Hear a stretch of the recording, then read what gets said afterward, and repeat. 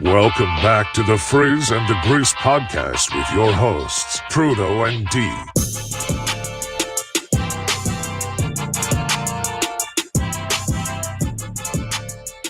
Hello and welcome back to the podcast. It's your boy Trudeau. Thank you for joining us live on Tuesday, November 28th. Good show for you all today. Hope you had a good Thanksgiving, first of all.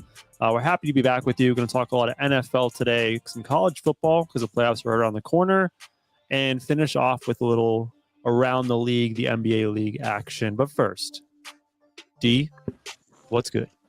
Happy fucking Tuesday, baby. What's good? Good, man. You've been bitching at me for weeks now to get a new computer. I broke ass to buy a fancy MacBook. I whipped it out for the show, and guess what? Shit don't work. I think it's absolutely hilarious that you spend this bread. You talk about getting a new computer for months. I would probably say going on the latter part of a year now because we've been doing this for over a year. You finally get one, and you can't use it on the day that you buy it. So, I mean, that's just kudos to, the equipment manager that unfortunately didn't pack a helmet. He didn't put your visor in your bag, and then you get to the game. You're just like, what the hell? I got to use somebody else's helmet. So, sorry about that, man. Hopefully, I don't freeze out today, but yeah, lots of fun sports to talk about. I did have a random thing to start with. Did you do the iOS update? You have an iPhone, I assume, right? Yeah. Do you hate like how iPhone or whatever makes you update every week and it's so different? I'm so annoyed by these updates, and especially what the new updates like. So I'm so far past updates when it comes to Apple that I just let them auto do it. Like it's to the point where they're just like, look, you can't utilize these applications or your phone unless you update your phone. And I'm like, I don't want to. And then it just does it because it's like, look, you're not going to be able to use this. You need to use this new feature for texting. So we're going to update your phone. And then you got to read the tips, application, be like, what's changed? What and swipe through that. So it's really annoying. So yeah. Leave my shit alone. I like it the way it is. Don't fuck with it. I'm team against any updates with phones. Yeah, that's how I felt trying to use an Mac computer earlier. Hey, random question before we start off. Yeah, what's good? Thinking about this, I've brought this up many times in conversation. If you could have any food in the world, one food item, guilt-free, so there's no calories, no fat, none of the negative effects, just the delicious taste of this food. Rest of your life, one food that you could just eat guilt-free, what would it be? Ribeyes. Wow. I feel like it's not that bad for you though. Eating red meat all the time? Yeah, I mean, high cholesterol, terrible for your diet. Yes, that would be. There's a lot of fat on a ribeye. That would be absolutely miserable if you eat it every day. But if you went no cows, nothing against you health wise, I'm taking a nice grilled ribeye every single day of the week, and I would be perfectly fine with that. I think the popular answer I usually get, and my answer is pizza. Like if I could eat pizza every day, guilt free, all the variety of pizza, hell yeah, or ice cream. That's not a bad one either. Definitely some foreshadowing because we got some food related Frizz's 5 today, so I like it. But no, I'm going with a nice piece of like a big ass steak, and it's gonna be a ribeye cut. Yeah, it's a little foreshadowing. Frizz's 5 is food related. There's a lot of sports stuff to talk to. I know we usually dick around in the front half, but let's get right into it, should we? Shall we?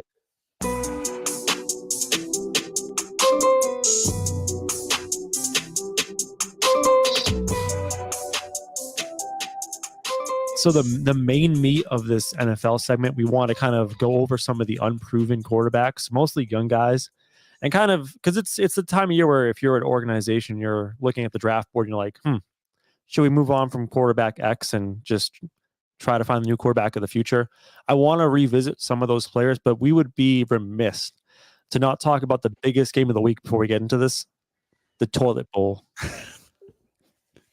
Yeah, so I mean, we can go all the way back to Sunday. I said it was going to be one of the worst games on the NFL schedule this year, and lo and behold, it lived up to the hype or lack thereof hype. We're talking about the New England Patriots versus the New York Football Giants. Sunday at 1:00, I said it was going to be an absolutely miserable game. Not only was it that, but it came down to an incredibly missed field goal, in which a lot of people, not sure if you've heard this, but a lot of people are saying that it was an intentional missed field goal. But there's the issue that I have with that is if they're intentionally trying, like if I don't think Bill Belichick is part of the tank for Tua, or the tank for Caleb type of thing. But I do feel as though if they're trying to do that, this isn't the year because Caleb's not going to play for them. He has legit said he's not going to. So now you have to worry about drafting like a Drake May first, which I don't know if that's what you're going to do. Oh, I mean, knowing New England, they would absolutely love Drake May as their quarterback. Bland looking white dude. He's like Mac Jones, the steroid version. I mean, yeah, he's got a better arm. Definitely can see the field a little bit better, and he doesn't have Devontae Smith, Jalen Waddle, and all these prime wide receivers to throw to. So he takes a downgrade when he goes to the NFL. But yes, Drake May fits right up New England's alley. You know what's funny is I think we were talking on the show and Adam Houghton was here and he predicted a 9-7 final and he was so close. Very close. Final. Yeah, I said I'm taking I think I took the points on that one, I believe, just so I could be related towards it, and I ended up winning. The Giants pulled out the dub. They also got the points, but it was just bad. And another game in which Mac Jones, I know we joked about it. Oh, go ahead. What were you gonna say? No, just I texted you. I had to take a couple weeks back that Mac Jones is not a starter. He's a high-end backup. And I texted you, I'm like, I don't even think that takes right anymore. He's like a fringe out of the league. Your team. Yeah. He may make the 53-man roster, but he could also be one of those gets cut during cut days and then gets brought back to camp, brought back for camp. I could see that happening. And that's not a knock on his game, right? I'm not trying to say the guy's a bad guy. Sorry, personally wise. What I'm saying is he's not a great quarterback for the NFL.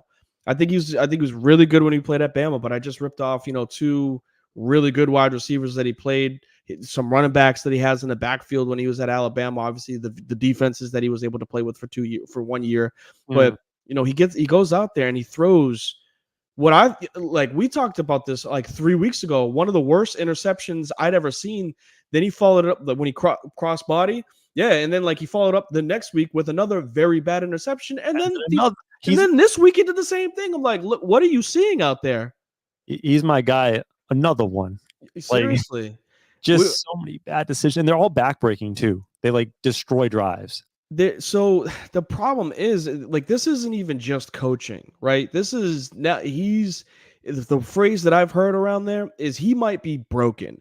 He might be so far off of being an average quarterback that there's no fixing. There's no fixing in New England. There's most certainly no way of fixing it. They don't have the coaching staff. They don't have the QB.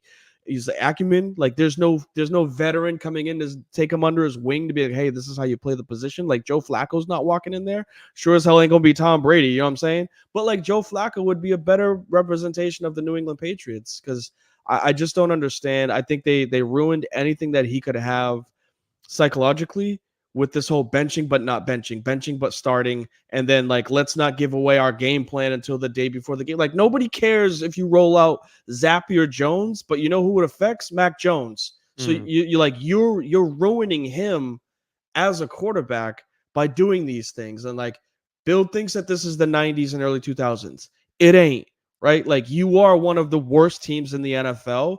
And you're not only playing like you're one of the worst teams, but you're acting like this isn't even the Patriot way like it used to be in the early 2000s. This is a clown show, and this is what they used to joke about with the Jets back in the day. Shout out to the Jets. But this is what the New England Patriots fans and organizations would joke about when it comes to the New York Jets. Random thought that I just had, when you were going through that tangent.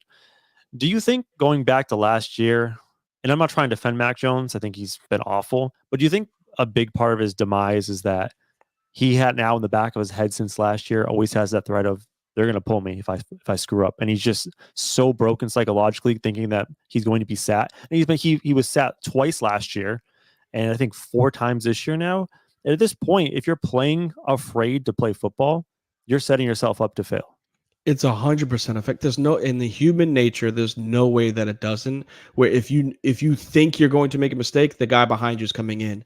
There's no security behind that. And let's not say he should just go out there and play free, because when he's been playing free, it wasn't good either. So you're making it even worse by not allowing him to not worry about his job if he throws a bad pass, if he misses a wide receiver, if he fumbles a snap or bobbles a snap, not even fumbles. If he bobbles a snap, there's the threat of we're going to have to take him out and put in the backup. Yeah, and I think we talked about this offline too. Just the future of this team, the Patriots team. I think they need to do a straight up rebuild from the ground level up. Get rid of everybody, including Bill Belichick, which he's still a great coach in my opinion, but he is just not made for this rebuilding thing. And I don't think he even cares at this point. Like I don't think he's worried about losing his job. You know what I mean? He keeps hiring his buddies back to play or to take care of offensive coordinator, defense coordinator. They need to get him somewhere else, and he needs to be in an organization that doesn't have that kind of legacy around him where if he screws up and makes bad choices, he's gone. I think he's just comfortable. He's been comfortable for the past 3-4 years, and it's led him to make bad decisions and not really develop his coaches. Yeah, I mean, it goes all the way down to having, not say you can't have family members on the staff, but this was an issue. I want to say 4 years ago when we had to worry about, was it Steve Belichick that was the linebackers or defensive coordinators coach, or was it old school? I think it was Dante Hightower. It's like who's the defensive coordinator, and it's like, no, it's my son.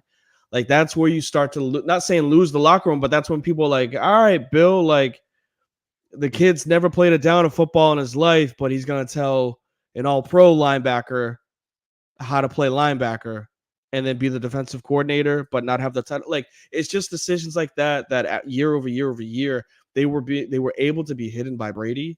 It's exploited to the nth degree without him. And it's just showing. I don't want to discredit what he's done as a coach, but like it's just showing what he is post Brady and what he was before Brady. This is a big deal. I think one of the concerns around New England and the Patriots organization is if you fire Bill Belichick, watch him get a job somewhere else and be super successful, and everyone's like, "Oh, look what you did! It wasn't Bill." But it's just sometimes you have a good leader or like a good CEO, but just people aren't buying in anymore. And doesn't mean you're not good at your job, but it's just people don't believe, and everything's stale. You need to shake it up, and that's what New England is. It's become stale, and they got to tear it down to the studs at this point. Yeah, not to compare sports, but we see this in the NBA happen all the time. Nick Nurse won an NBA championship 2 years later. He was out. We see this with I think it was David Blatt, coach of the Lakers. Same thing. Like who Blatt was in Cleveland. Sorry, Vogel, Blatt. Like Vogel. Sorry, Blatt was in Cleveland, and then they bring in Ty Lue. And this is like post getting to the NBA Finals, and then you get Vogel in LA. 2 years removed from a championship, he's fired. Like you see these things happen in the NBA all the time. You don't really see it in the NFL because it's like it's not just one person coaching 12 or 53. It's like 15 coaches coaching 53. So like you don't really put as much responsibility on saying the message is being tuned out in the NFL, but this is definitely happening in New England. Well, I'm glad we start here because I'm sure there's people listening on podcasts or watching that are Patriots fans from New England. I thought it was worth touching because it's just been such a disaster. It also was a good segue to get into our first segment about unproven NFL QBs. I think we can just skip Mac Jones. We're both sells in that. There's no point in talking about Mac Jones. I do have a list of other guys that are kind of unproven that we can talk about. If basically the idea is like if you are drafting, maybe not number one, but if you're drafting top 5 and you have an opportunity to get a new quarterback, maybe a little unproven in the draft, do you replace your starting quarterback or do you try to maybe give them another year, see if they can develop? Okay. The first one I want to throw at you is a guy who hasn't been too bad, but I think he leads the league in sacks and potentially turnovers. Although that might be Josh Allen. Sam Howell out in Washington. I don't know much about him. I haven't watched his game much, but I know he takes a ton of sacks. He does have some upside with his legs. He has had some really good moments, but I don't think he is a future franchise quarterback. And if you're Washington, if you happen to find a quarterback slip to you, I would sell on Sam Howell and try to find the QB of the future. I think that's a decent area. I'm going to go buy with Sam. Reason being is not only is he in a really tough division, obviously with the Cowboys, the Eagles, and then the Giants. Giants have played pretty good defense in certain games. There's really nothing around him. Brian Robinson has been okay, and he really doesn't have a number one receiver. We thought that Terry McLaurin was going to be. Terry McLaurin really hasn't had separation for the past half a season this year and half a season last year. So not full year. I think he started off hot in 2022 and then he cooled down end of the season and then he hasn't really kicked off in this year. So I don't want to say it's been 2 years. But they're also sellers as an organization. They just got rid of all of their defensive players that are, I would say, like key factors, Montez Sweat and their rush end. Yeah, yeah, Chase Young. So like they're in an organization where I don't think another quarterback changes much. So you might as well keep the quarterback you have now and just try to build something around it. And then in a year, maybe 2 years when his contract is up, then you look for a quarterback. But I don't think hitting the reset button, bringing in a rookie to a team that really doesn't have a future is going to do much anyway, because you're stuck with another Sam Howell, because you're not going to get picks, 1 through 3. You're going to get picks 10 through 15. Yeah, I think also the sample size might be a little small on him. He played 1 game last year, and what are we at week 13 now? Yep. I mean, he's leading the league in passing. Yards wise, it's not bad to be 18 and 13. You just look at the overall record, but some people, one side will say record's not a quarterback stat. Some people will say record is a quarterback stat, right? So I hate. So, you're not the record's a quarterback stat guy, right? Because I think that's stupid. Not in the NFL. I'm not going to say that the quarterback wins or loses games, but I will say that the quarterback gives you the best chance of winning a game and gives you the biggest chance of losing a game. So, but I'm not going to say that they're directly related. I've seen personally a quarterback put up 45 points in a game. Their cornerback, falls, trips over their own feet, and Joe Flacco throws a 50-yard touchdown with no time left. So like I've seen someone put up 50 and lose by 2 points because their corner doesn't play defense. So let me throw a stat at you, which is kind of crazy. First, I ask you, are you a believer, and I am, maybe you're not, that a sack is a quarterback stat? It really depends on the non-sack plays, the QB release time. If I'm seeing a quarterback is taking 2.5 to 3 seconds to get rid of the ball, yes, that's a quarterback stat. If I'm seeing when they're not pressured, they are able to get rid of the ball, between snap and 2.5 seconds, then no, that's not a QB stat. But if that guy's back there flirting around, trying to read the defense, these are NFL players. They're going to get to the quarterback if you give them enough time. It's on the quarterback to get rid of the ball, but if he doesn't have enough time to do that, then I'm not going to blame him for it. So sacks taken, number 1 in the league is Sam Howell at 55. A lot. And the next person on the list is 40. So that's on him. And then it goes, that's in 40 still high. It goes 40, 38, and then it goes to 33. So like the top between third and first. Yeah, between first and fourth, it's a gap of 22 sacks. He's taking more than a fourth guy. That's in 13 games. Yeah, that's 2.5 more sacks per game. Yeah, and I think that's kind of going to be his problem going forward, is that he's not quick making decisions. He holds on to the ball too long. I don't know if that's correctable. What do you think his ceiling is? It's weird because this is how I'm gonna label everybody. Your Pat Mahomes, your Kirk Cousins. No, your non-prime time Kirk Cousins, and then you're trash. He's he's Kirk Cousins. He's the guy that is going to flirt with the potential best. At his absolute best. He's a guy. Look, he's leading the league in passing. This is what I'm saying. He's going to be able to put up numbers. It's not going to relate in or translate into potential wins. That's his ceiling. He's not going to be the team to carry over. He's not going to be the player to carry over a team to get them to 12, 13 wins to get to the playoffs. All right, I guess I'm with you on holding off only if I don't have one of the top 3 quarterbacks slide to me. Yes. So that would be Sanders. Sanders is not top 3 quarterback. Who's the top 3 quarterbacks? It is going to be Caleb Williams, Drake May, and you got Bo Nix is going to be up there. I don't want those guys. Yeah, but they're still exactly that's the tier is what I'm saying. Yeah. They are franchise altering, but only in a certain franchise. This isn't the franchise for it. They need more than just a quarterback. Okay, I guess for me, Sam Howell, I guess I would wait another year then, and then be terrible, get another year. Hopefully, I get a good draft pick or something.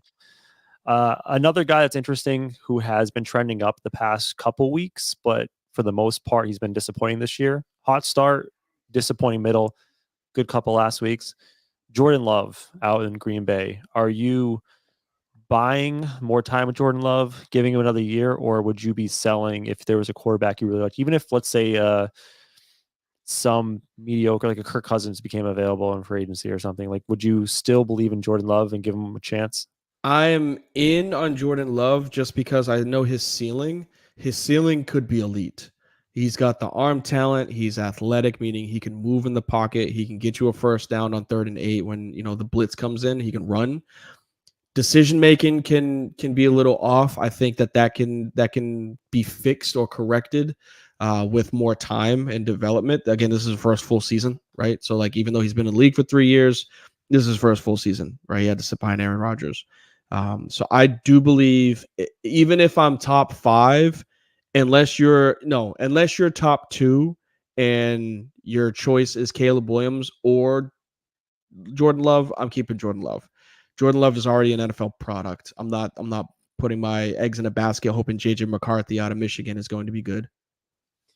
The only thing I would disagree with on that statement is you did, since this is his 3rd year. I know he hasn't played the previous 2 years, but he should look a little more polished after being in the league 3 years. And I think he was also one of those guys who came in a little late. If correct me if I'm wrong, he might be 25, 26 years old now. He's up there in age. He's 25.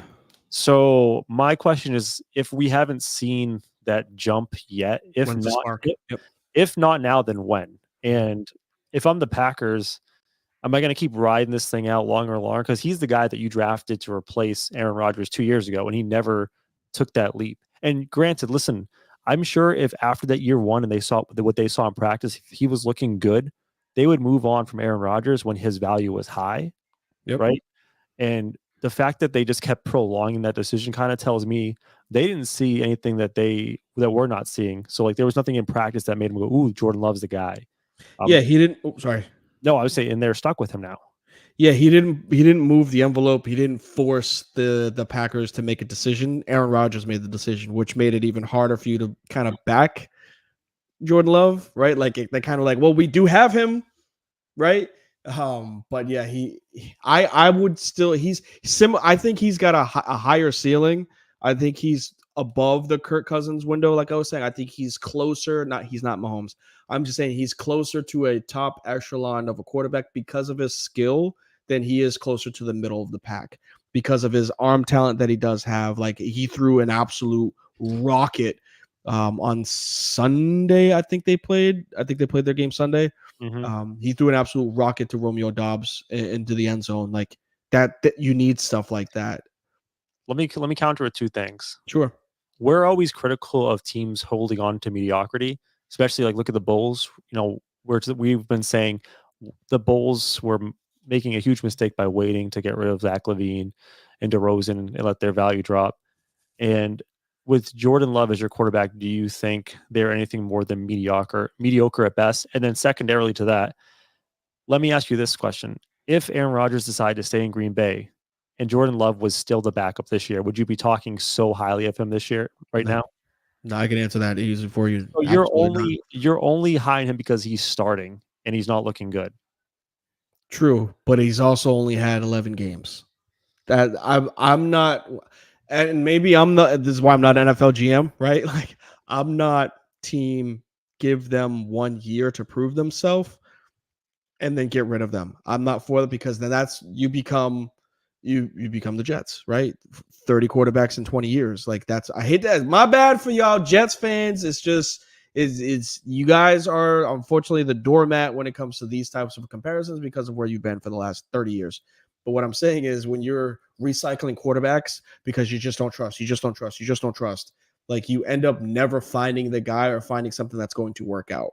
So if you have an NFL proven quarterback where he's not losing you games, he's just not winning you games, see what you got before you just go take a risk on a guy that it put you in the same exact position 2 years from now. Darian's out here advocating for getting Kirk Cousins for the rest of your life.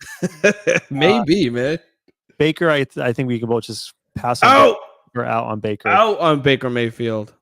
I think this one should be pretty simple. We can move on quickly. Desmond Ridder, I'm out. Later. Yes, he had a chance, and I don't care if the Falcons are 5-6. He had the chance to take the bull by the horns in Atlanta, like post Matt Ryan, post Marcus Mariota, and he just looks so mid. He looks like he came from Cincinnati, and like that's not good, right? Like when you when you have a non-big Power 5 conference team like player, and they're like, but they put up all these numbers when they were in college. You got to show something when you get to the NFL so that those colleges get more recognition. But when you ball out for Pittsburgh, Kenny Pickett, you ball out for Pittsburgh and then Pittsburgh University, and then you go to Pittsburgh Steelers, and you're just like, yeah, we probably could have just picked somebody else instead of you. Like, you don't do Pittsburgh, the school, any justice. And the same thing's happening right now with Desmond Ridder in Cincinnati. Yeah, I think a big indictment of Desmond Ridder is he looks mid with really good skill guys. He's got good talent around him. Drake London, Kyle Pitts, Bijan Robinson, and they're still terrible on offense. They look so bad. I mean, granted, they just beat the Saints. As you guys can see, the Saints banner in the back. Like, I get it. They just beat the Saints. But that's not saying a lot, right? Like, that whole division is 5-6 or worse. So, like, it's not good. The Aints. It's yeah. Being the Aints. Funny you mentioned Pickett. He was next on the list. I'm out on Pickett. He ain't that dude. He was the one quarterback taken in the first round of that draft. And he was taken the very back end. That says something about the quarterback class. If your first quarterback's going, I think 24th in the draft, there was question marks coming out of college because he played for a Pitt, and he just hasn't shown any flash at this point. Yeah, I mean, we all love Teddy Two Gloves. Teddy Bridgewater was great with wearing two gloves as a quarterback, but that shouldn't be the norm. I know that there was a thing about it being, well, it's his hand size, like he's got to wear gloves. Well, it's kind of translating into the NFL, like he can't throw the ball down the field. People know that he can't throw the ball down the field, and he's got Deontay Johnson, he's got George Pickens. Like he's got a decent. Jalen Warren has played pretty decent as running back out of the backfield. Like that's pretty solid too. Yeah, he's got Najee Harris, and I know we joke about Najee Harris, but like Harris can get you 50, 60 yards per game, right? Like he can take some pressure off of you. He's not averaging 1.1 yards per game on the ground. Average per carry. So like he's got some talent and tools. He's got Mike Tomlin as the coach. This is 100% a team that if you get presented the opportunity for another quarterback, you take that. There's no hesitation on that. I'm taking anybody that's projected top 10 quarterbacks over Kenny Pickett. Yes. Like I'll go as deep as I'm looking at it right now. Quinn Ewers out of Texas. I'm taking him over Kenny Pickett just because I've seen him play in bigger games against Alabama, against an OU. It's better than the talent that you pick and play against Pittsburgh. So Pittsburgh obviously won't be drafting high this year because they're going to finish with a winning record, it looks like, and they'll probably make the playoffs, which is crazy. For me, if I'm Pittsburgh, what I'm doing is I'm taking like a late second or my third round pick and taking a flyer. I'm just taking a flyer. Like, is it going to be a guy that's going to replace Pickett?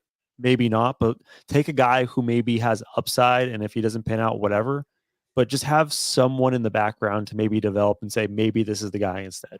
Hear me out. Mark my words. You will see, because I think they're going to make the playoffs too, when the Steelers make the playoffs and they have pick number 22, or they have some random pick in the second round that's like, no. What I'm saying, hear me out, is if they have pick number 22 in the first round and then they finagle a way to get picks like 15 to 20 in the second round, like they just traded up for something, you're going to see a Carson Beck or a Quinn Ewers go to Pittsburgh. Mark my words on that one.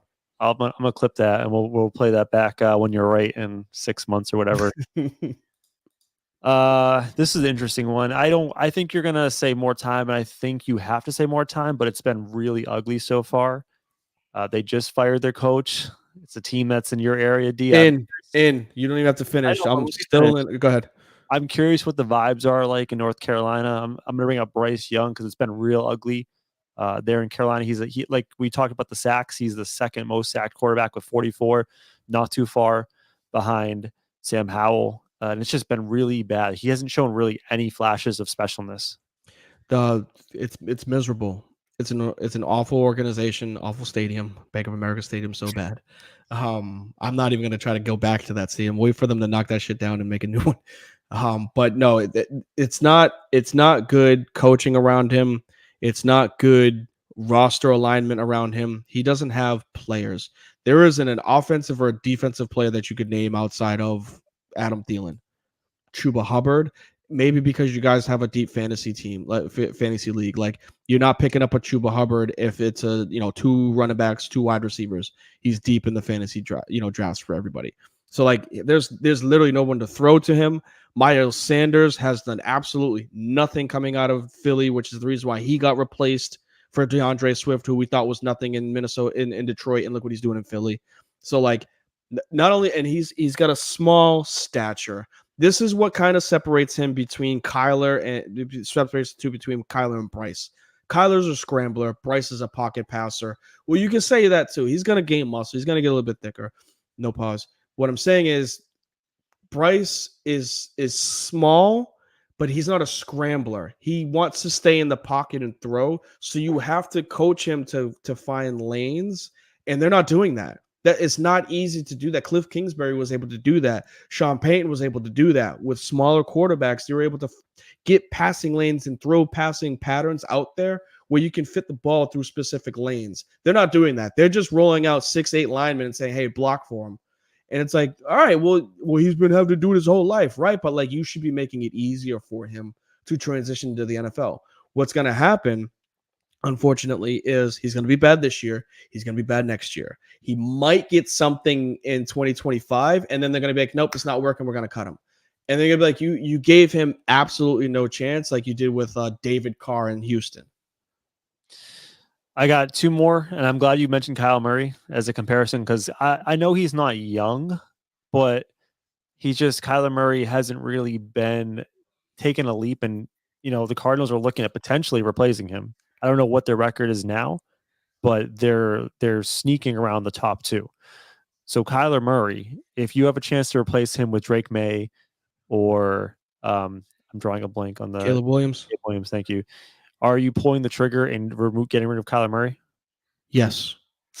Are you a hater on Kyler Murray? No, I like Kyler Murray. Trust me, I don't mind. I picked him in one of my fantasy leagues a couple of years ago. I believe in his skill, but I'm resetting the window of opportunity with the Ray.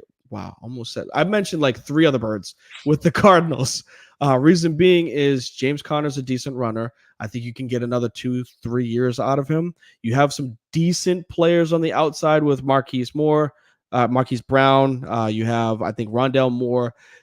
It goes back and forth between Trey McBride and Zach Ertz. So I'm not saying they have an incredible roster, but I think you have a better team with a different quarterback.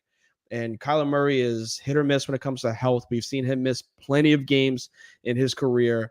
I think this is one of those, hey, we tried it. We had multiple coaches. We had multiple owners or GMs come in while he was under center. He was a product of a quarterback that was drafted the year before him, and then they drafted a quarterback. They drafted him. So it's not like he can't be replaced. This might be one of those, hey, you might have a better career if you're playing for someone else. He might have a better career if he's out in Carolina than Bryce Young, unfortunately. I like Kyler. Like, if I'm a Bucs fan, if you offer me Kyler Murray, I'd be pretty stoked to have him as my I'd take him in New Orleans. 100% would take him in New Orleans. Yeah, for me, it's like it depends what your return is. If you're going to get a pretty good return on Kyler Murray, and granted, I don't think you probably would because the contract and his injury history. If you can get a better return on him and keep the draft pick and reset the clock, that's great. I think the play here is to keep Kyler Murray if you're going to be 1 or 2. Trade that pick, which people value the picks and the unproven quarterback more than Kyler Murray, who's 24 or whatever. Yep. So I would keep Kyler Murray, trade down, get another wide receiver, get some skill guys, stock up your draft stock. I'm cool with Kyler Murray. I would buy on him. And the last one, I think this is gonna be controversial. You're gonna get pissed for this one, but whatever, dude. If I was the Bears, I'm done. Justin Fields, man. And the biggest indictment of him with the Bears was that game on Monday Night Football last night. And the way they used him was as a running back and throwing bubble screens. That is all they trust him with. And that is just that's how they feel like they can win at this point with him. And it's just an indictment of him as a thrower. I'm in agreement with you, but I'm not out because of him. My bad. I'm not out because of him. I'm out because I think he needs to keep people dropping shit. I know, man. Trust me. I wanted to flip out because I just did. I have to control it. Trust me. But you made me lose my train of thought. Oh, sorry. I'm not out on Justin Fields as a talent. I'm out on Justin Fields being in Chicago. I think the coaching, what pisses me off the most about how it's been handled with Justin Fields is he came to the NFL and people said that he couldn't pass. Go look at his tape when he was at Ohio State. He was a pocket passer that threw for like 5,000 yards. Granted, I know he had Chris Olave to throw to. Like he had some really good wide receivers. Marvin Harrison Jr. wasn't there, but like he had some really good wide receivers. And he led the college football playoffs or college football ranking in passing. But he came to the NFL, and who did he have as his coach that got fired a year in? I can see his face. I just can't remember. But head coach that last The ball guy. yeah, like and he where it had I can't remember his name, but like he coached for a year and he got fired. New offensive coordinator. Then they bring in another coach. They bring in another offensive coordinator, and he's about to get fired. Matt Nagy, that's what it was. And then like now he's about to get fired, and now year 3, you're just like, all right, well, we don't know what we have in Justin Fields. It's like, well, you don't know what you have in the coaching staff. Like you've surrounded him with decent talent with DJ Moore, but nothing else, right? And like now you want to make a decision, and he has terrible turnovers. Turnovers can be caused by either the play call style. You run your quarterback as a running back, he's going to fumble. He's not a running back. Or you can make him, I don't know, throw the ball. Look what happened on that last drive. They got into the hurry up, pass for the first down, pass for the first down, pass for the first down, field goal for the win. Simple. But like instead, let's line up in 2 running back set with the quarterback, tight end, and 1 wide receiver. No shit, you're running the ball. Everybody in the fucking stadium can see that you're running the ball, but then blame it on the quarterback when he fumbles because you're making him run 15 times a game. He's not a running back. He just happens to be athletic and plays quarterback. I knew I'd get you fired up on the Justin Fields subject. I want him out of there, but I want him out of there because Chicago's miserable to be there for him. Like he ends up somewhere like New Orleans. He ends up in New Orleans, I'm gonna be happy. But like, let's not even just say that, right? Like, you would take him in the Bucks. Trust me, you would take him with the Bucks with that roster that they have. You already got your running quarterback in New Orleans. Okay, yeah, you don't need Taysom Hill. Oh, carambas! I remember when people were telling me that he should have played over Drew Brees, and I want to throw stones at them for saying dumb shit like that.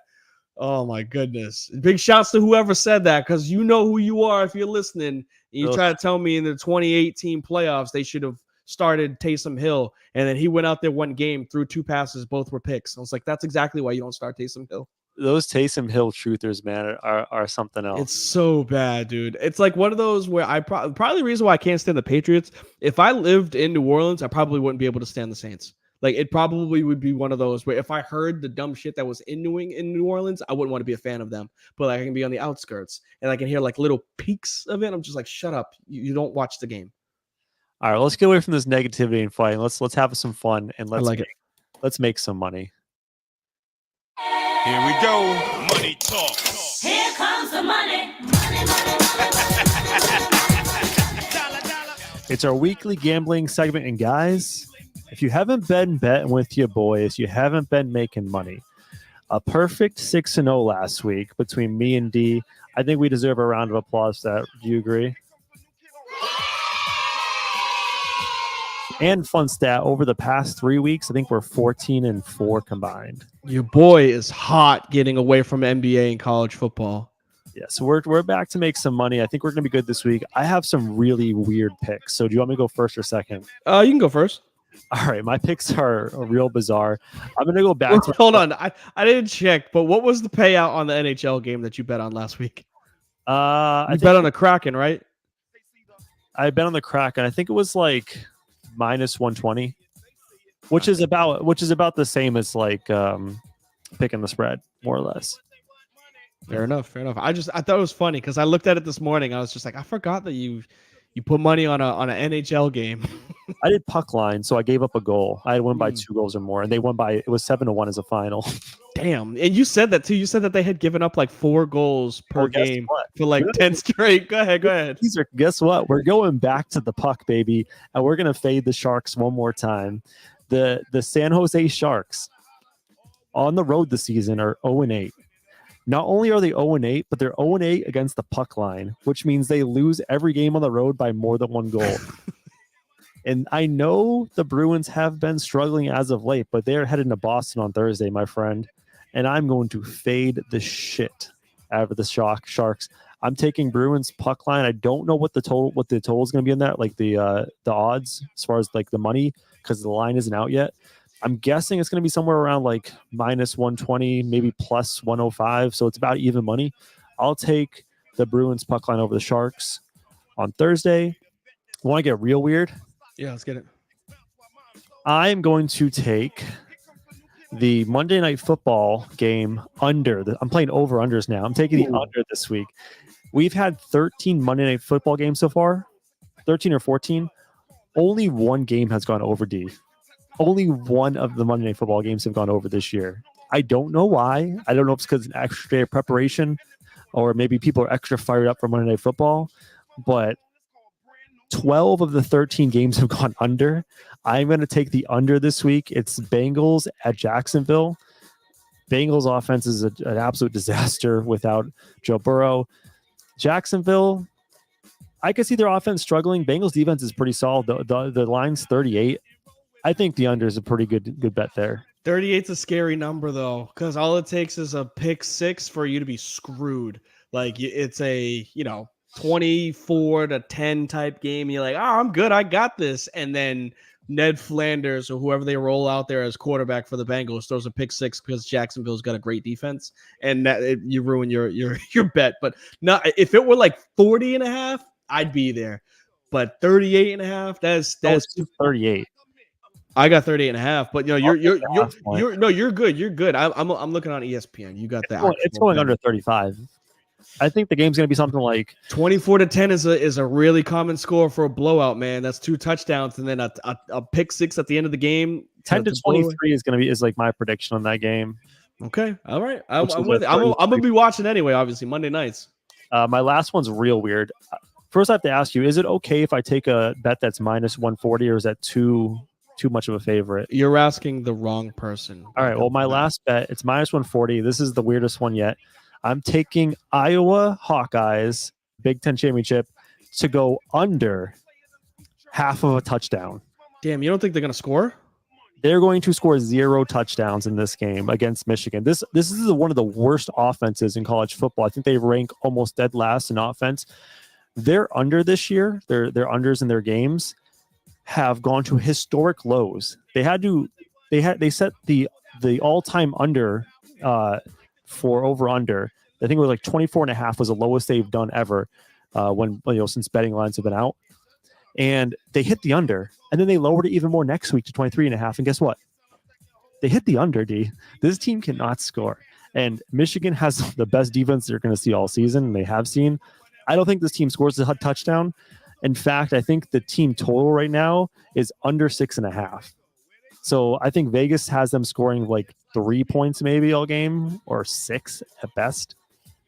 So I'm taking under half of a touchdown. They're going to score 0 touchdowns, Iowa Hawkeyes. That is a scary bet to take. I understand Vegas. I understand odds, whatever you want to say, history, maybe. But I don't think you're taking into effect that this is a Big Ten championship. What's going to happen is Michigan's going to blow them out, but you're going to see an unexpected score by Iowa, and it's going to piss you off. One of those, like Iowa comes out, loses the coin toss, Michigan kicks off, Iowa punches them in the mouth and goes up 7-0 to start, and then it ends up being 55-7. You're going to be like, what the hell? That's what's going to happen. You're just not going to expect them. So they're not going to score. Ballsy bet by you, man, but I don't care if Iowa plays defense too. They might not have a good offense, but they have a really good defense. I would, and if you want to take that bet, since it's not close to plus money, it's minus 140, I would tease that and parlay it with maybe like that Monday Night Football, but buy up to like 45.5. So do the under 45.5 plus under team total of a half a touchdown. You'll probably be in the plus money at that point. Okay. If that's the case, man, do you. I told you I had funky picks this week. Yeah, I mean, I'm traditional. I'm staying away from college football. I actually almost bet the Michigan Iowa game because I saw the spread. The spread. I was like, I think it's going to be a blow up, but I wasn't going to say they're going to get shut out. It's really hard to shut out a team in college football. Have you seen Iowa? I have, but I've also watched a lot of college football. That being said, my picks are actually a little bit more traditional. Sorry, they're not as fun. So maybe I should have gone first if I'd have known that you were going to do some funky shit like that. First one I'm going with is Colts Titans. Give me the Colts. I see that it's -1, at least on my end. I think the Colts can win this one flat out. Not to say that I'm a huge believer in, Gardner Minshew, but Ryan Tannehill has played so bad. And I think that they get good running game out of Derrick Henry, but I think the Colts defense and the Colts have a better defense and they have a better offense to win this game by more than one. I had Colts -1 as one of my original bets, and I crossed it out. What two things? Number one, it's Will Levis at quarterback. Okay. For Titans. Number two, I don't know if you saw the report today that the Colts will be without their running back for 2 weeks. So Jonathan Taylor's out? Yes. So bringing in Zach Moss, I don't think that's still a bad thing. Like he still filled in and played pretty well at the beginning of the season. But no, I even if it's even better, Will Levis is back there as a quarterback. I'm taking the Colts all day. What else you got? Second one is actually a little bit more interesting just because it's a lot of points that are involved. And I still think that they're going to win, but I think they give up a lot, especially because it's a Sunday night game. I'm going with the Packers 6.5. Give me the points against the Chiefs. Chiefs have a really good defense. We've seen their struggles on offense. I think this is more of a bet of what can the offense of the Chiefs do. I trust and believe in Mahomes. I don't trust MVS. Sorry, I still don't trust Rashid Rice. What's it called? McCole Hardman has been a ghost. Like he's done nothing since he's come back. Isaiah Pacheco, pretty good spark in the pan. But I think the Packers are one of those teams where we saw them go on a run with like multiple games of coming back in the fourth quarter or coming back in the second half.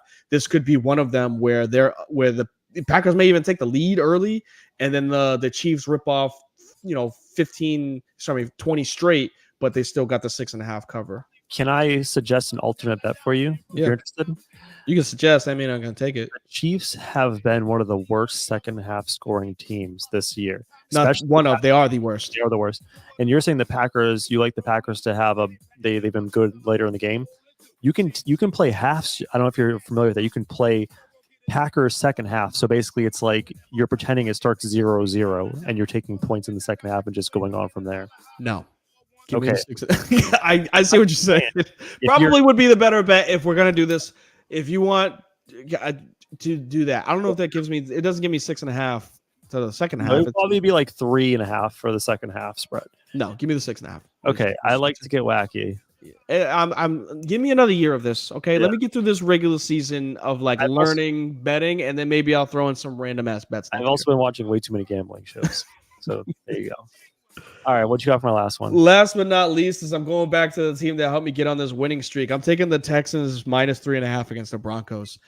Broncos are on a really good streak. Nothing wrong with what Sean Payton and let him cook. Russ is doing out there in the past couple of weeks. But Broncos country, let's ride. I believe more in CJ Stroud. CJ Stroud is the truth. He's up there when it comes to rookie of the year, obviously. Bad loss when it came to Jacksonville, but prior to Jacksonville, they put up 39, 30, 21, 24, and 21. So, their offense is really good. I understand that they're going to give up, that the spread is 3.5, but this is one of those 20-24 games, 28-24, something like that, where a last-second touchdown covers the spread. Yeah, I mean, the Texans went toe-to-toe with the Jaguars last week, and I almost forced it overtime with the ding at the end. I looked at that game, but it's just two teams that are hot right now. I can't figure out where to go with that one. 3.5. That's more than a field goal. I feel like the Broncos will keep it close, but all the power to you, man. CJ Stroud's been a beast. Why not? Yeah, I think he helped start because you said it. I had bet on them back-to-back weeks, and I had won with them, and then I didn't bet on them. So I was like, let me bring it back. Even if it was a 6.5 point spread, I'd be like, I'm still gonna bet this game. Maybe not for the Texans, but I'll bet this game because they've given me good luck. All right, good talk. Hopefully we go another 6-0, make the people some money. Definitely make myself some money with the Iowa pick. Let's get some college football.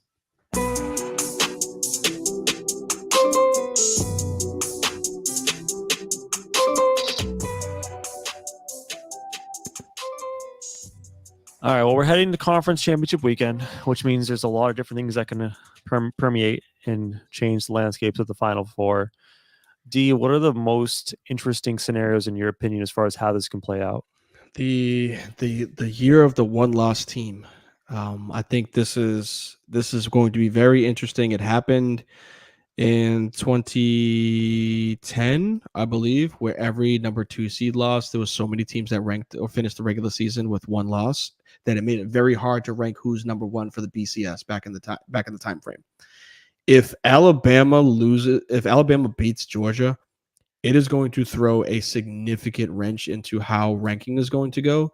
I don't believe that Georgia loses their ranking out of the top 4, but it's going to be very interesting for who 3 and 4 is going to be. Because if Georgia loses, you're going to have Bama, who beat the number 1 team in the country, and we've said it almost every year that we've been doing this. If the committee can find a way to put Bama in the college football playoff, they're going to put Bama in the college football playoff. So they'd be coming off beating the number 1 team in the country. You're obviously going to have Michigan there. They're going to blow out Iowa. But now you have these risky teams in Washington and Florida State. Florida State without Jordan Travis, and Washington, who could potentially lose to Oregon. I think you might squeak in a Bama to be like, they beat the national champs, and now they're the SEC champions versus a Florida State who beats Syracuse. You know what I'm saying? Oregon, who already lost to Washington. I don't know, man. I think it gets very tricky. I think Alabama is going to need some help, and here's why. Mm-hmm. If they beat Georgia, let's say Florida State wins still, right? Or even if they lose, let's say Florida State's out of the equation, Washington or Oregon will win. So you'll have Michigan, probably Georgia will be still in there, Washington or Oregon, right? Texas is at number 7. If Texas takes care of business, how can you tell me that you're going to put in a Texas team or keep out a Texas team that beat Alabama and put Alabama in ahead of them? That's going to be the huge knock on Alabama. So in my opinion, either they beat the brakes off of Georgia and look super impressive, or they need a Texas loss and a win. Yeah, that loss at the beginning of the season obviously going to come back to bite them in the ass. And that's Texas's only loss in the season, by the way. Right. Well, Bama's only loss. I'm sorry, Bama's only loss. Yep, and Texas, can't remember who they did. Oklahoma, they lost a couple weeks ago. Or not Bedlam, it's the Red River rivalry. Red River, yep. Bedlam and Boulder is Colorado and Colorado State. No, Colorado and Oklahoma. But yeah, no, it's a huge knock. I think it's very scary when it comes to Alabama and Texas, because this is where you play that rotational game, right? Like, where does a one-loss team fall? Bama loses to Texas, but Bama beats Georgia, who was the number 1 team in the country. How do you not benefit them when Texas is playing Oklahoma State, right? Like, that shouldn't be a hard. They got 3 losses. Mike Gundy's still, I'm a man. I'm 40. Like, he's probably like 50 now after saying that. But like, I don't think that resume, even though they beat Bama, I don't think that resume is as strong, because Bama beat everybody in the SEC West, and then their losses to Texas, but their win is to the number 1 team in the country. Who's been number 1 for the past 2 years. We're looking at Alabama now 11-1, but I guess you have a short memory, because we were talking earlier in the year about how bad Alabama looked, and they eked out wins against USF against bad teams. They eked out a win against Auburn, like at the very end on a crazy play. So I know they're 11-1, and if they beat Georgia, that's great, but they haven't looked great all year. And then to say a team like Texas, who's blowing the doors off people, their 1 losses in the biggest rivalry game of the year in a shootout. It would be really unfortunate to leave Texas out if both Alabama and Texas were to pull off the upset. I think the committee should grow some balls and kick out FSU.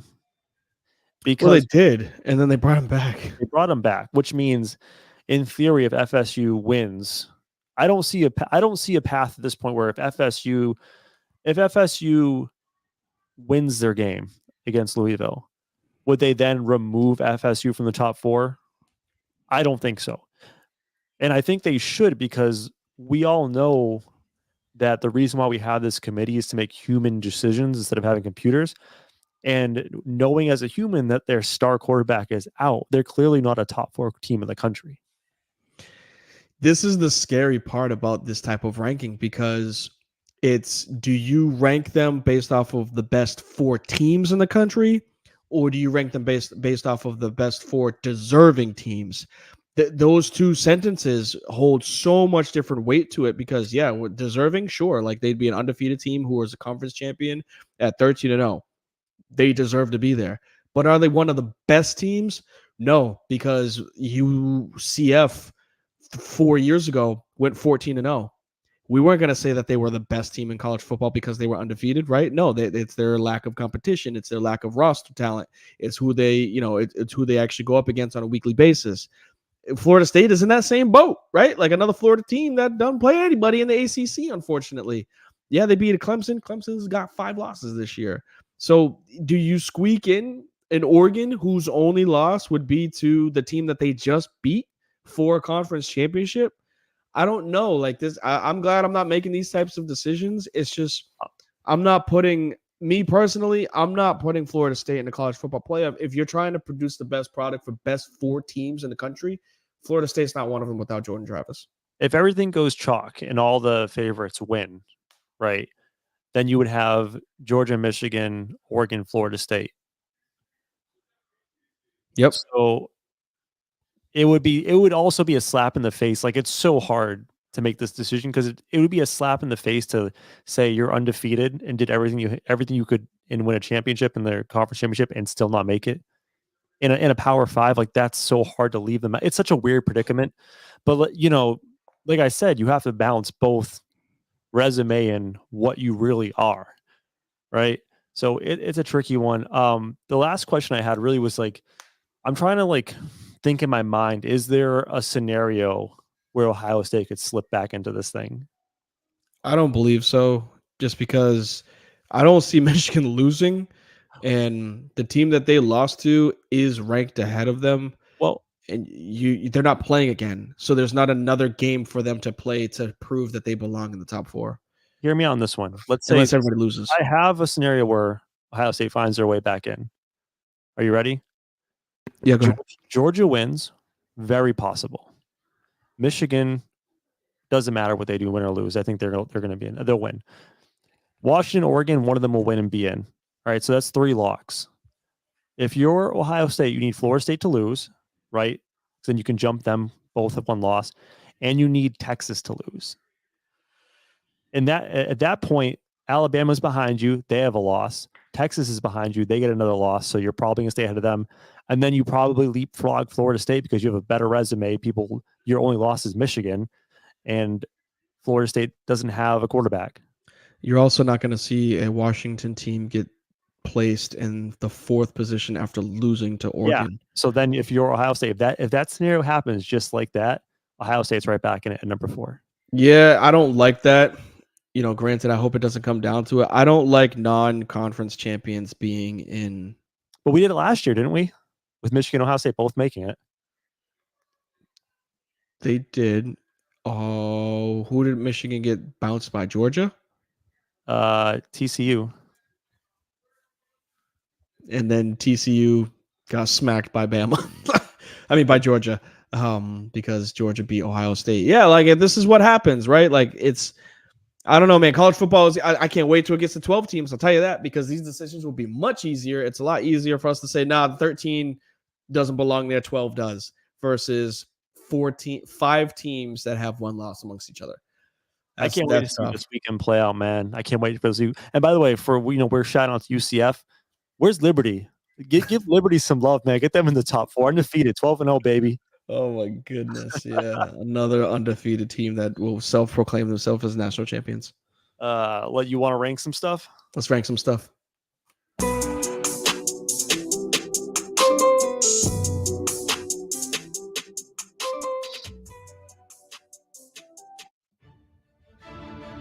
Prepare yourselves for the greatest and most unique segment in podcast history. Let's rank some stuff with D. It's time for Frizz's 5. Woo! Ooh, we're back. Another Frizz's 5, baby. Let's get it. He's back and ready to rank. D, what are you ranking this week? So, in spirit of last week's holiday, obviously we all ate good. We were all able to, spend some time with some family and friends if you had the ability to do that. I'm going with your boys' top 5 top leftovers. So just to clarify, you clarified with me before the show, so I just want people to know. Mm-hmm. You mentioned Thanksgiving. At first, I was like, "Oh, we're restricting it to just Thanksgiving." No, we're talking any type of food that's good leftover. Dare I say, better leftover than original? You're muted, buddy, but it's okay. I'm still with you. You are still muted, buddy, but I'm still with you. I'll press your unmute button. Go ahead. Well, I can't hear D. D can't hear me, but I'm sure there'll be some good shit on his list. I think it's a good time to do this list because obviously we're all eating leftovers for Thanksgiving, and I gotta say the stuffing for me is one of the goats of leftovers. D, can you please fix your mic, man? Or I'll make my own top 5 because it's not D's top 5. It's gonna be my top 5 in a minute on the fly. All right, D, I'm taking your list. Here it goes. Number 5 on the top 5 leftovers. I'm going to go with a little bit of Chinese food. Dare I say, you better fix your mic, my friend. Dare I say Chinese food better leftover, especially the lo mein. D, your mic is finally back. Do you agree with number 5, though? Yes, I'm agree with you on number 5. I'm not going to agree with you on it being the number, but yes, I agree with you on Chinese food. All right, so it's on your list. What's your number? What's your actual number 5? No idea what the hell happened. It literally just disconnected me from everything. But number 5, I'm kicking it off. Give me some beef stew. And now I know I disconnected you because that was a shit ass take. Terrible, bro. Beef stew. The next day you can fry it or you can cook it back, obviously. And so beef stew is something that you cook for a very long time. The next day that you have it, there's usually like the soaked up flavors, ingredients. Everything is in that meat, no pause. Put that shit in the microwave or you can throw it back on the stove. Dog, beef stew is kicking. It slaps the next day. I'll give it to you. Any type of soup thing, anything like in a stew or a soup is always good after it simmers for a day. Thank you. Thank you. Thank you. Number 4. This one's a broad category just because I feel like you can't just label it down to just one in this category, but I'm just going with pasta in general. No, absolutely not. Leftover spaghetti sauce or lasagna. Are you kidding me? You're bugging if you don't think pasta when you have it fresh. You can twirl it. It's free. It's loose. Leftover pasta, it starts to get stuck together. It's not the same consistency. It becomes like a gelatinous mess. One of the worst foods left over. My friend, you microwave your pasta the next day. That is not how you recook. I eat it cold, by the way. I'm not going to microwave. That's even worse. No. So this is what. So you're based off of your experience. I'm telling you, if you got some leftover lasagna, if you got some leftover pasta and some meat sauce or anything that you have, throw that shit back on the frying pan. Cook it up with a little oil or throw it in the oven, put some cheese on it. You're tripping and you're missing out if you're saying that pastas are terrible. No, you was wrong on this one. I got more people that will hit me up on Twitter and social media saying that this is correct versus you saying that it's a terrible food for the next day. Number 3. Hit me up with some fried chicken. Fried chicken is good the day of, but it's even better the next day when you're able to refry it. Hit that shit on the frying pan. Obviously, you can nuke it if you want to, but a lot of people put that shit back in the oven. Again, it's one of them flavor savers if you fry it the right way. If you throw in fried chicken on with some salt and some pepper, that's not fried chicken. That's just meat that you put some seasoning on. But the real people know how to cook fried chicken, whether it's oiled, boiled, or whatever you do. That on the next day is actually really damn good. My only disagreement with this list is number 4 and 5. Like, you have to put so much effort into reinvigorating it, bring it life back into. You're frying shit back up. I want my leftover to be simple. Pour it out of the fridge, maybe microwave it, probably eat it cold. That's an ideal leftover. Okay, so here's number 2 for you. The reason why this is number 2, just because I know it's a number 1 for a lot of people, but I'm gonna go with pizza. No, that's a good one. Yeah, pizza. Now, the reason why I say this is because I'm a big fan of, the chicken bacon ranch style pizza, something that's got like a lot of, again, flavor to it, a lot of seasoning, not cheese, not just pepperoni, right? So like, I'm a big fan of that. I throw some, spritz some oil on that, throw that some bitch in the microwave and put it in the oven. Definitely good. But I know a lot of people that eat cold pizza. Miss me with that? Nah, that is actually one of the most disgusting leftovers ever is eating cold pizza. I'm out on that one. I even like it. Don't even put it in the fridge. Yeah, So it's just like soggy warm, the luke next temp. day. Yeah, lukewarm. I can't wait to hear your 5, man, because this is I don't ridiculous. have a French fries is also a good one that should be French fries is a side. That's not an actual food, but I guess you can say that. It is food, all right, but whatever. Number 1. I wish I didn't have mic issues because you said it already, but my number 1 is Chinese food. It's just always and will be and should be everybody's number 1 is Chinese food. Like, I know you said it was 5. I don't understand how it's that low. No, I said it was 5 because that was the only thing I could think of at the time. Oh, okay, cool. What I will say is Chinese food the next day, whether you got some dumplings, you got some crab rangoons, you got some, boneless spare ribs, you got the fried chicken, you have literally the fried rice, you can have anything that lobster sauce, anything that comes with Chinese food the next day is incredible. Some people like to eat it cold. When the missus likes to eat the egg rolls cold. I ain't got nothing against that, but I don't eat cold leftovers. I can't stand that. The next day, Chinese food be smacking. Not even the next day. It could be just hours after. It could be like you eat and you take a nap, you wake up and you're like, oh, I got Chinese food. It's actually better after that. Yes. That's the thing with Chinese food is like you eat a little bit and you get full like immediately, and then 2 hours later you're like, oh, I'm fucking starving. You go get some more. Rip that shit back. Rip that shit back. Oh, good list at the end, mid at the middle. Whatever. Started strong.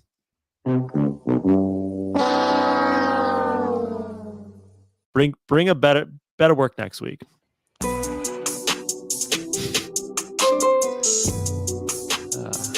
I'm sorry, dude. I'm just a hater. I'm being a hater today because your mic just shit out. One of the biggest haters, like, at least if you have technical difficulties, there's no frustration behind it. I'm just like, all right, man, like, you can't hear us, but I'm going to just continue this, and I know he's going to try to get it done, taken care of as best as he possibly can. You were like, well, damn, I guess I got to do this goddamn list because Frizz is in here. Like, it's his list, and, like, I got to do it. It's like, damn, man, like, this is the first time in a year and a half we've been doing this. I had some technical difficulties. Give me a break. But the problem is, when I cut out because of the internet shit, which it should be fixed going forward, it's usually like on a topic in sports, but literally it's your list that I did not think of at all until 3 seconds before. We literally pressed the show start. And he's like, yo, I'm doing top 5 leftovers. I'm like, cool, do it. I haven't put a single thought into it. Then I'm like, oh, man, I got to make a fucking list right now on the fly. Chinese food. Oh, you're good. You're good. It's just funny. Perfect timing for it. I guess we'll just touch on the NBA stuff real quick because we are running late on time. And I gotta get to bed. I'm old as fuck. But I want to talk some NBA stuff. A couple things. First of all, Greg Popovich in San Antonio. You're ruining Wembanyama. I hate you. Retire already. Have you seen what they're doing in San Antonio? I'm getting little snippets on social media about specific plays that are being run or lack thereof for him. Players that are potentially hating on him, like a Jeremy Shohan. That's the thing. They're starting Jeremy Shohan, who's never played point guard in his life. He's a power forward. And they're starting him at point guard. And they literally have one of the worst combined plus box plus minus when Sohan and Wembanyama's on the court. And then they have Trey Jones, who's an actual point guard coming off the bench. And his plus minus with Wemby is insanely good. So like this team could actually be good if they wanted to put something together that made an iota of sense. But instead, Pop's tanking for picks. We all know what you're doing. And you're trying to make this cute Jeremy Sohan thing work. And you're just ruining Wemby's first year. Like, he can be incredible. And he's getting his ass kicked in the Rookie of the Year race by Chet Ubetcha because that's a team that actually wants to play basketball. It's ridiculous. I mean, end of the day, he's still 19-9-3. Like, I don't think he's ruining that bad. But for certain areas of specific times in the game, yeah, it doesn't look great. So I'm with you on that one. I did see a clip in which Shohan was bringing the ball up and he could have easily just dumped the pass off to Wemby and he kicked it out to the corner. And then Trey Jones was like, what are you doing? Pass it to the 7-footer. He passed it to him for a lob and it was a dunk. So yes, there are instances that there might be some potential internal hate going on, or just like you said, maybe the game's over. Pop, right? We saw him randomly pop off a couple weeks ago, or no, last week, about, yo, stop booing the guy that gave us a ring. And then everybody booed louder. I was like, you can't do that, man. Like, understand, like, read the room, my guy, read the room. That shit was hilarious. I'm glad you brought it up because I forgot to mention it on this show. That was really funny. It's funny. It's a good move. It was a funny move at the time. He is described as he's experimenting this year, Pop. So I thought you were going to say he's expiring. No, he's not dead yet.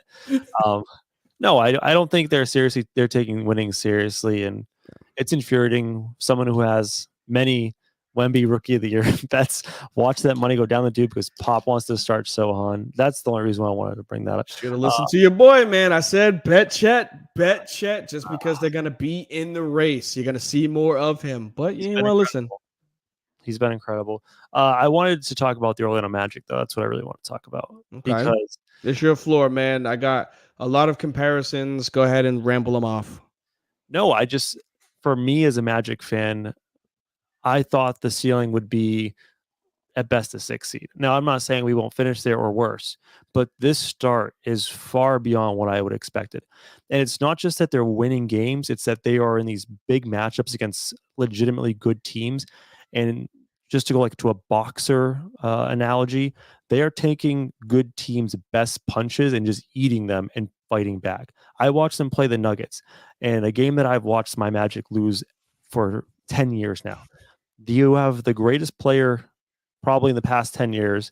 That's a little bit hyperbolic, but 2-time MVP, the best player on the planet today, Jokic. And he wants to win. It's tied up in the fourth quarter, and he's just giving the Magic his best, and just getting bucket.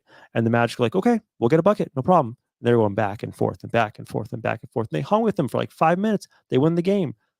Next game, back to back, off of back to back. You're playing the Celtics. You find yourself down 11 after the first quarter. You win the game by 17. This stuff doesn't happen, right? Especially to Orlando. And what I find the most remarkable about this is that it's not because that they have a superstar player. Like, I get Apollo's good, Franz Wagner's good, but it's not that these two individual players are putting up 35 a night and just dominating offensively. It's a full team collective, and it's a full team buying into, we have a mentality, we're going to play a certain way, and we're going to play together. I haven't seen a team this unselfish in a very long time, and I think it's just sustainable because it's not just one guy getting hot. It's a full team pulling the rope at the same time, the same way, and they are very legitimately happy for each other and their success. Yeah, I mean, I'm not going to disagree with anything that you say. I know that I joked around at the beginning of the season. Your boy Mosley is coaching his ass off, especially because he's somebody that I didn't know of. Was it Jamal or Jamel? Jamal Mosley. Jamal Mosley. I don't think he's a former like NBA player or anything like that. At least if he was in the league maybe for a year or two. But like, there's really no background to him, right? So like, this means that he came from the Mavericks. He was an assistant coach under Rick Carlisle with the Mavericks. I think he came over to the Magic 3 years ago. What I mean by that is if he did play, he doesn't have like a Jason Kidd-esque coaching style to him, where players respect him because he played in the league, right? He's got a coaching background, which is perfectly fine, but sometimes that doesn't always get bought in by players. And he's got a young, talented group of guys. Obviously, you mentioned Apollo, you mentioned Franz Wagner. I know there's a few times that you've talked about Cole Anthony, and we know that he comes from a lineage of people that have played in the NBA. Greg Anthony, obviously. Jalen Suggs came from Villanova, I think it was. Jalen Suggs, Gonzaga. Sorry, a second tier, but like top tier team. In regards to like, Chet Ubetcha and whatnot, but like those are more team oriented guys, right? And you said it's not a superstar, but that sometimes isn't a bad thing because everybody's out there playing. They're playing team ball, and I'm surprised you didn't hit on it. They're playing team defensive ball. It's not just their offense; it's their defense that they're buying into. Yeah, and I just looked up Mosley because I was curious if he did play professionally. He only played overseas, right? He did 4 years at Colorado and then played overseas all over the place. It is team ball, and I think one of the things that's coming to fruition is they had a vision for several years of getting the tall boy team, right? They'd always draft these tall, lanky players, and it never really panned out. They got Mo Bamba, he didn't really pan out, but Franz is a pretty tall player. Paulo, Jalen Suggs is a really long, lanky defender. Jonathan Isaac coming off the bench is a tremendous defender. So they just have dudes, and Markelle Fultz at point guard when he comes back. They just have dudes that are long, can defend, really switchy. Like, you don't catch them in switches a lot. And I said there was no superstar player, but I legitimately think that Paolo Banchero in 3 years' time will be a top 15 player in the NBA. And I think that Franz Wagner will be shortly right behind him as a top 20 player. Franz Wagner, everyone, I don't know if you're aware of this guy, but if you're not, look into him because people have been sleeping on him for a while. This dude's going to be a multi-time All-Star too. So I don't know, man. I think it's weird as a fan of this team because, and I don't know if you can really attest to this, D, because you're a Lakers fan. When you guys got good, like it wasn't a slow build of just like you get homegrown guys and it happened. Like you got LeBron and AD. It's different. Like maybe you could say that with Kobe, but you got Shaq, right? For me, it's like Shaq okay, went first. okay. But like for me, it's like I saw this team slowly develop. It took a long time and it was very tedious to be a fan of this team. And it's just all the little moves on the fringes are coming together perfectly. And I got to give shout out to their front office because like you got Jamal Mosley. I'm like, I don't know about this guy. We'll see if it works. You draft Franz Wagner. I hated the pick. You know, you made the decision to pull off the Band-Aid and trade away Vucevic. You made a decision to trade away all Aaron Gordon Fournier and restart. And like every little decision is finally aligned to where you're probably gonna be the team going neck to neck the next 5 years. Maybe not this year or next year, but like you and the Thunder are going to be the team probably like in each conference, young, up and coming, and battling. That was going to be my comparison to it is maybe they, and I think I said this to you off air. Are they closer to the Thunder or are they closer to the Jazz? Right. Because we saw the moves that the Jazz made last season, get rid of specific play. Well, hear me out before you start shaking your head. Right. We saw the Jazz make these decisions last year and the Jazz caught fire early. Right. They came out the gate hot. They were, I think, a top 3 ranked team or a top 3 seeded team in the West for, I want to say, a good portion of the start of the season, like at least the first month. And then they tailed off, right? The talent of the depth chart started to show. We didn't get as much out of, I would say their rosters we thought was going to happen. But we said that OKC had their skip moment, like that season where they got to the play-in, they got beat, but we were like, hey, man, they could make some noise. You might not want to play them if they do make it because they're young and they're dumb. They're young enough to just ball to the wall, not give a fuck, but they're also dumb enough to really not understand where they're at in this moment. This could be that for the Magic. If they're closer to the Thunder, where year after this happened with the Thunder, they're a top 2 seed in the conference. And like now they might be that. I'm not saying the Magic are the Thunder. I'm saying they might be closer to them. I don't think they're closer to the Thunder, and you're going to call me a homer for this one. I think the Magic could be this year's Sacramento Kings, where we're just like, yeah, they're the Kings. They'll fall out of there some point. Like, they're the Kings. And then we look at 50 games later and like, damn, how are the Kings still a 4 seed? And then they just make the playoffs and host playoff games. And I feel like that is more close to where Orlando's going to be, where it's like, yeah, it's Orlando. They're going to suck eventually. But there's something real here that's tangible, that's repeatable. Like a hot scoring week or a hot scoring night is not repeatable. Playing best in the league defense every night, like you can count on that at least. Yeah, I think definitely some homer talk in there, but there's nothing wrong with it, right? Like I talk about the Lakers and they're sub 500 because they're 10-8, sorry. But I talk about them like they're going 82-0. So like I'm not hating on it. I was gonna say just because of where they were and the kick that happened, the kick that was, they don't have a De'Aaron Fox. They don't have a Malik Monk. They don't have an all NBA player right now who was all NBA before that kick. Paulo Banchero, I think he's going to be a stud. He was number 1 pick for a reason. I think I watched him when he was at Duke. He wears number 5. Love the guy. I think he's going to be. I also say he's going to end up in the Lakers uniform just because what happens in history. But at the end of the day, I just compared them to the Thunder more so than the Kings because it's just they're young. I'm not saying that they're the same team, but we've seen a team like that be successful in the past where you don't have that one bona fide all NBA player. And I feel like in a sense, the Magic are very similar to those Detroit Piston teams that never had a superstar or a Hall of Famer, and they won an NBA championship because they were 5 very good defensive players. You're shaking your head at me. So let me get this straight. I get that they are what, 12-5? 12-5. So hold on a second. We're getting comparisons that they're going to be hosting playoff games like the Kings were last year. And then just going to be the random 2004 Detroit Pistons that beat the the Lakers coming off of a three-peat.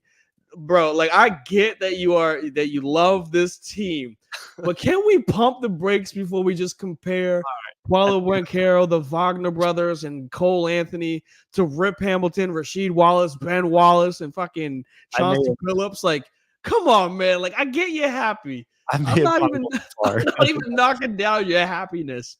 Well, let's just pump the brakes a little before you compare them to an all-time team. Hey man, I have not been able to be obnoxious in a very long time about my team. Take your leap, man. Take your lap. You deserve it. Yeah, you're good. Really quick, just to get off the subject, I did take some bets out this week, fading the Lakers under 45.5 wins. Do you feel like I'm good with that? I think they still get to it. I joke around with saying that they get to the 50 wins. 50 wins still means 20 losses. We'll see what happens. Health is a big part for it. 45 means that they're barely scraping 44 and 42 is what you're saying, or 44 and 40, 46, 46. I got under 46.5 and under 45.5. So yeah, you're saying they're going to go 500 for the season. I just don't. I think 45, 44 wins is reasonable. And I think that means they're less than 500. You're saying they're going to finish 45 wins would be 44 and 48. Wins would be, let's see, 41 and 41. Oh, 82 games. It's 82 games. My bad. So we're saying 45 minus 3, 45 and 38. 37, 38. Yep. I think that's pretty reasonable. And hear me out why. And maybe, now I'm just going to shit on your team. That's not fair. But Gabe Vincent, his situation is not looking real good right now. He's getting PRP treatment in his knee, which Lakers are like 4 to 6 weeks, but that's a really serious procedure, which means there's a lot of damage in the knee. I wouldn't be surprised if that was a longer out. Rui's not been the Rui from the playoffs. Austin Reeves has taken a step back. The guys that you thought would step up and be big role players have not stepped up. And the team is 10-8 right now, but that's on. Now, correct me if I'm wrong. I don't recall LeBron missing any games yet. He has played 17. So he's missed one. And AD's played how many? Probably the same, 17. So, I don't want to jinx your team, but you're gonna say they're gonna miss time, right? Those dudes are good for missing 15 to 20 games a year. So you're barely 500 with your 2-star players playing almost every game in a lot of minutes. If one of those guys gets hurt, either one, I don't think anyone on this roster can step up right now. Well, I saw AR do it. Not to say that he can't do it, that the AR at a time of need step up to being that secondary star. So that means that he does have the talent for it. Maybe he's just trying to find his role with AD, LeBron, and D'Angelo Russell being there. And I know he's coming off the bench a lot this year just because of rotation wise. We'll see, right? It's a decent bet. I still think they can get to 50 wins. I think they are a 50 and 30 team versus a 47 and 38 team, something like that. So we know that the Lakers have been at least sniffing around Zach LaVine. Yeah. As a Lakers fan, would you be in on that? Depends on what they give up. If they want AR, they want Austin Reeves. I would take it. So I would take it because you're going to get a pseudo point guard, shooting guard. You're going to get somebody that's going to take pressure off of LeBron having to bring the ball up. I'm guessing it'd be Austin Reeves, probably D'Angelo Russell to get some salary filler and one more salary. Rui. I heard it was more going to be AR, Rui, and picks. Okay, so are you in on that? Yeah, I would be, just because you get 15 and 12 from Rui and AR. They're swapping. One of them can score 15, one can score 12. Or you can get 20 from LaVine. And I understand it's well, that's 10 less points, right? It's right, but those 20 that he's getting you are clutch 20 compared to 2 points in the first quarter, 5 points in the second quarter, 3 points. It's LaVine going out for 15, 20, 25 per game. And I think there's just more of an impact for his points versus an AR or Rui right now. Austin Reeves in the playoffs was incredible. But if you're taking it for right now, I think there's more valuable points and scoring distribution from a Zach LaVine versus Rui and Austin Reeves. Yeah. And just to close this off, your boy is going to support the Orlando Magic in Brooklyn this weekend. Well, good luck to you on that one. I want to catch, outside of Hornets tickets, even though they suck, Hornets tickets are $300 to go to a game. It's dude, come on, man. I'm not trying to drive 2 hours to go watch them get smacked for 400 So bucks. this is some bullshit. The Orlando Magic were in the driver's seat to win their group and make the play-in tournament. Mhm. All they needed tonight was the Boston Celtics to not beat the Bulls by more than 22 points. They're currently beating them by 26. They're up by 26 points. That is infuriating. Oh, I'm so mad about that.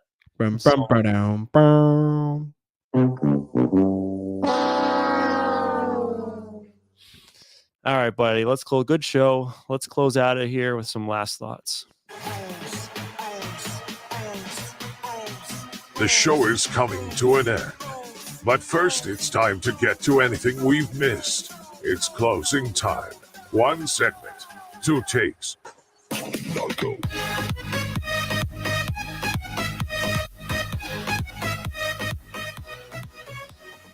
All right, D, why don't you get us started today? Because I was too busy trying to fix the banner.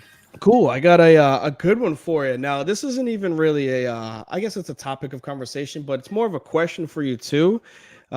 We had an entire show on Throwback WWE, and I'm not sure if you're familiar with what's happened in the past 3 days, but there was a return of somebody that basically threw a big F-bomb up to the WWE, sat in the middle of the ring, flipped him the bird, chucked up deuces, and dipped. And his name was CM Punk. CM Punk then started to go on a little run where he was in the MMA. He got his ass whooped, unfortunately, in the one fight that he did fight. And then he found himself in AEW. But the boy is back. So the question for you, I know you didn't watch it.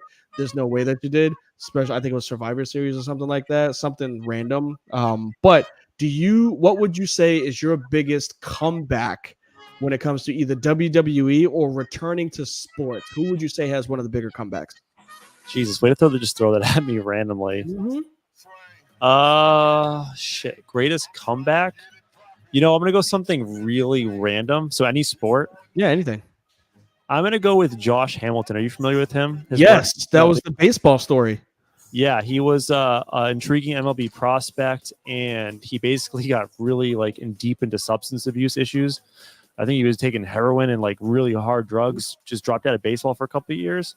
I think the Texas Rangers helped rehabilitate him his career, and he ended up by winning an MVP, I believe, after that, which is crazy. Yeah, I mean, that's for being right off of rip. I think that's a really good answer, man. I appreciate you knowing your knowledge. Mine again, just a credit because again, a random comeback, but not to say that this person did this, but for me, if I were to say one, it's going to be Alex Smith. I think after that gruesome injury that we all saw, that his leg was sticking out of his, like a Chinese spear, it was just disgusting.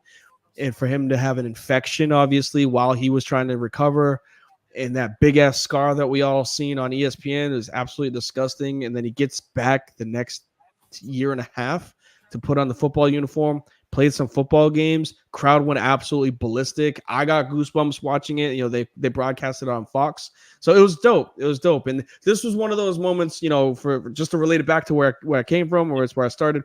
CM Punk, I'm post that, right? I'm the Attitude Era or the Ruthless Aggression Era beginning stages. I was Austin Rock, right? That was my peak, WWF. And then kind of stuck around for beginning of John Cena. So I was there for that. But post that, I kind of fell off. But I saw this return. I watched it. I heard the crowd go wild, played his music. I got goosebumps because he just brings you back nostalgic wise to when you're able to see those types of pops, those types of comebacks. So welcome back to WWE CM Punk. We'll see how it happens or how it goes from here on out. I was trying to think of another comeback while you were doing that. How about Paul George? When his leg popped out, his bone broke right out of the leg, and he's still nasty now. We were at Waterfront in Plymouth when that happened because it was during the qualifiers for the Olympics, and we were all they showed it on all the TVs, and we were all just oh yeah, Olympics game, and then it happened, and we were 20 deep, but we were all, literally at the same time, everybody's oh, because we watched it. It's good God, Paul. And I was a big PG-24 fan when he was in Indy. That was my guy because he was going head-to-head up against LeBron. And then that happened. So I was, damn. Yep, good comeback story for that one. Dude, I got a couple. That was pretty top of the dome comeback stories. I was going to talk about Deion Sanders That was the last thing I want to talk about. I don't have time for that. There's not enough time for that conversation. Let's not do that. Nah, man. Come on. I'm gonna skip that, but I do want to say question for you. Just as my last thing, the betting odds NFL on FanDuel at least for a comeback play of the year minus money, like so it's like the odds favorite. Comeback play of the year is who? Comeback player of the year. You're gonna be infuriated when I tell you. I can't even think of one. Tell you the truth. The betting favorite right now for comeback play of the year is DeMar Hamlin, and if they give him comeback play of the year, that would be the dumbest. Like I'm happy that he's okay now. Like this isn't a shot at him as a person or his story. Like I'm so glad and thankful that what happened to him, he's overcome it and he survived and he's doing well. But if they were to give him that award, because he hasn't played a single snap of football, he's just kind of on the team. He did play a snap of football. Yeah. Congratulations. It doesn't mean you get to comeback player of the year just because you survived. Like, I know that sounds harsh and terrible, but come on, man. No, I'm with you on that one. Obviously, we all saw what happened. Unfortunately, the earth stood still that day. It was definitely tough, and I'm all for him being on the team. I'm all for him being a part of the organization. Do not give him that award. Comeback award should be for somebody that's overcoming an injury and playing. Not somebody that, granted, he fucking fought death. Like the man died on the field and came back. So that is technically a hell of a comeback.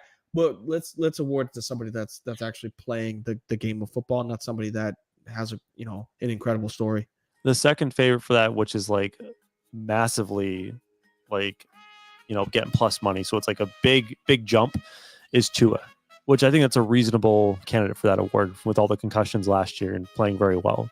Especially because he could potentially finish up in that MVP area if they take the top seed in the AFC against right now I think it's the Chiefs or the Ravens are the top seed. But no, they'll give it to DeMar Hamlin just because NFL, please don't do that. I know you guys aren't listening to us, but please don't do that. Give it to somebody that's actually playing the game. What do you? I bet Raj is listening right now. Hey, Raj. Yeah. I hope he is. Roger Goodell. Stop throwing flags for weird hits on quarterbacks. Amen. All right, D, get him out of here. All right. Hey, for everybody that was able to stick around, I know we ran a little bit late, but we have fun over here. For y'all that are listening to us when you're driving to work tomorrow, enjoy the commute. Make sure that you turn us up, especially when it gets to that top 5 list, because my list was better than Trudeau's. I don't give a damn what he says. At the end of the day, when y'all hit us up, make sure you hit us up on all of our socials. You can find us on YouTube. You can find us on Facebook. You can hit us up on Twitter or the X. Throw it up from my boy Dante Hall back in the past. Blast from the past. Dante Hall, man. Project X. I like it. You can get us on our website also, www.frizzandthegrizz.com. Trudeau said that we're going to have some gear soon. Bruh, stop doing that. Okay, well, hey, man, he's the guy that, just so you guys know, if we don't got anything, it's because of him. He's winning all this money with betting and not putting it back into his business or our business. I like it. But if you guys want to make sure that I'm on there, definitely throw some bread my way. Subscribe to the channel. Hit us up with a like or whatever it is that you want to help us out with so that we can make this content even better for you. Please make sure y'all take care of y'all mentals. Make sure y'all take care of y'all physicals. Take care of y'all chicken. Take care of y'all children. And we'll catch y'all on the rebound. Peace. 'Cause y'all were wrong.